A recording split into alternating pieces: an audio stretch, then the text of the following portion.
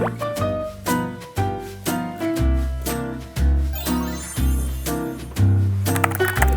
아이고 반갑습니다. 네, 안녕하십니까. 네, 잘 부탁드리겠습니다.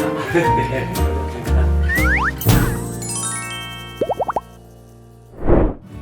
꼬리에 꼬리를 앙 하고 무는 제모 설계. 안녕하십니까, 아나운서 김기혁입니다. 반갑습니다.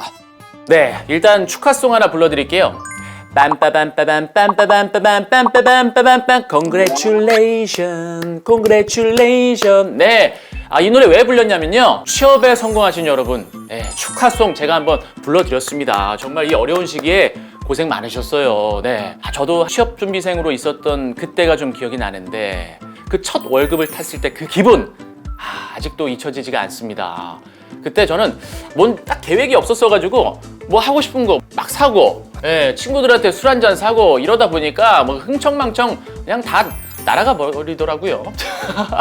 이렇게 통장을 스쳐가는 바람 같은 존재 월급, 어떻게 하면 스쳐가지 않게 잘 막아서 관리할 수 있는지 방풍 전문가 김계환 센터장님과 함께 이야기 나눠보도록 하겠습니다. 안녕하십니까? 네, 안녕하세요.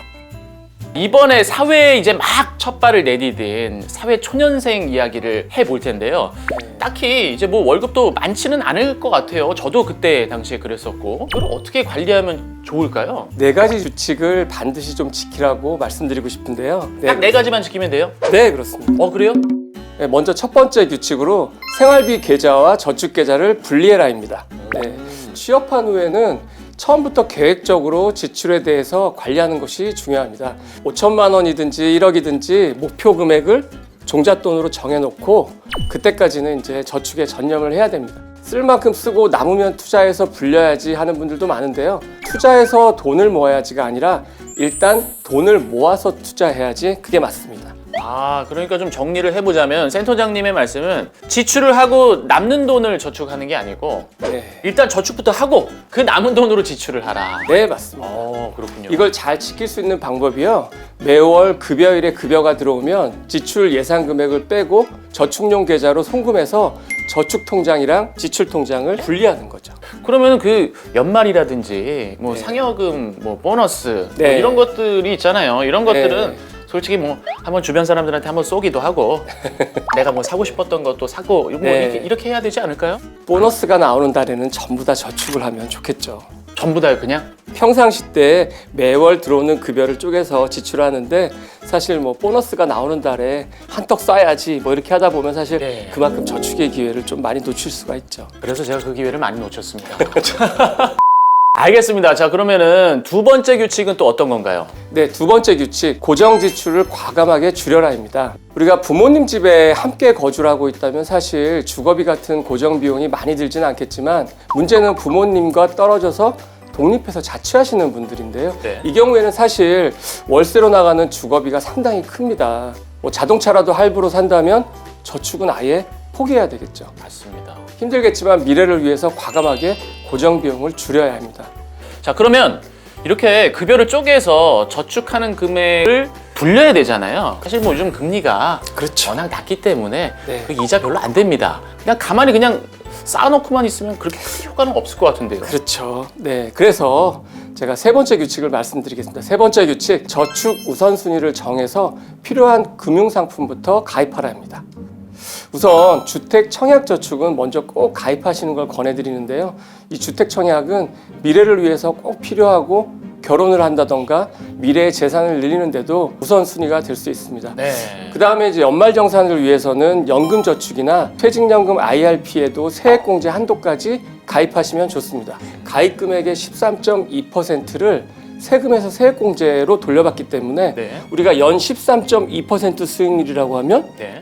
꽤 높죠. 이렇게 우선적으로 가입할 금융상품에 가입을 하고 나면 그 이후에 나머지 금액은 자신의 성향에 맞게 그렇게 투자하면 됩니다.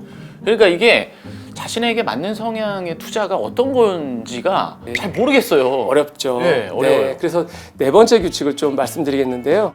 주식을 공부하라. 이게 네 번째 규칙입니다. 아하, 주식. 그래서 사회 초년생 때부터 좀 공부한다는 마음으로 투자해 보시기를 권해드립니다. 단 전제 조건이 있는데요. 그냥 무작정 투자하는 게 아니라 많은 공부를 하면서 투자를 하셔야 됩니다. 일단 내 돈으로 관심 있는 종목을 몇 개 사보고요. 그리고 시세 변동을 지켜보면서 공부하면 공부가 더 잘 되겠죠. 올랐다 내렸다 하는데 신경 쓰지 마시고 왜 올랐고 왜 내렸는지 하나하나 공부해 가면서 이렇게 하시다 보면은 시간이 지났을 때 아마 반드시 주식에 대해서 눈을 뜨시게 될 겁니다. 그리고 주식을 투자할 때는 뭐 오르면 금방 팔아야지 뭐 이런 생각보다는 네. 좀 긴 안목으로 보고 시간이 돈을 불려줄 거다라는 믿음을 가지고 이렇게 보시면 좋을 것 같습니다. 사유자님, 예. 미래에는 어떤 기업들이 좀 유망할 거라고 생각을 하세요?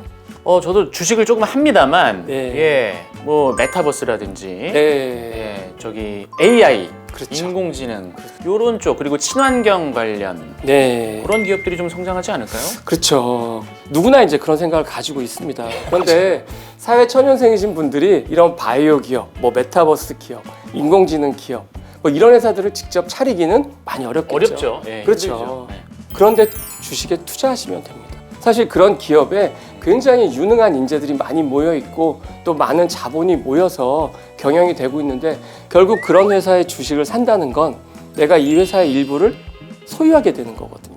그렇죠. 주주가 되는 그렇죠. 거죠. 네. 그래서 그렇게 긴 안목으로 보고 이 기업이 앞으로 성장하면 내 자산도 같이 성장해 나가겠구나 이런 믿음을 가지고 투자하시면 좋을 것 같습니다.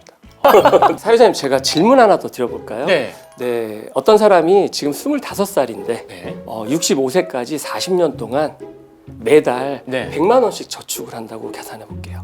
100만 원 정도는 저축할 수 있잖아요. 그렇죠? 그렇죠. 네. 1년에 1200이니까. 그렇죠. 그리고 수익률은 1년에 10%씩만 이익이 난다.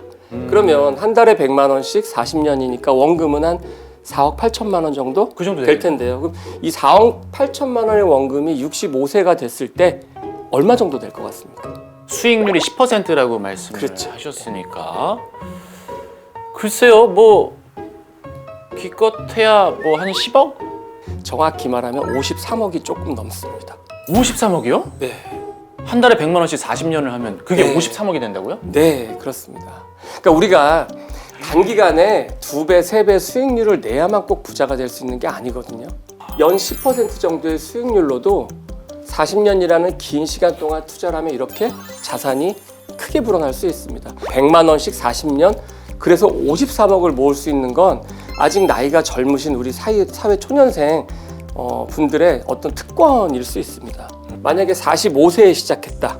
그럼 65세까지 20년이잖아요. 그렇죠. 그러면은 얼마가 되냐면 한 6억 8천밖에 안 됩니다.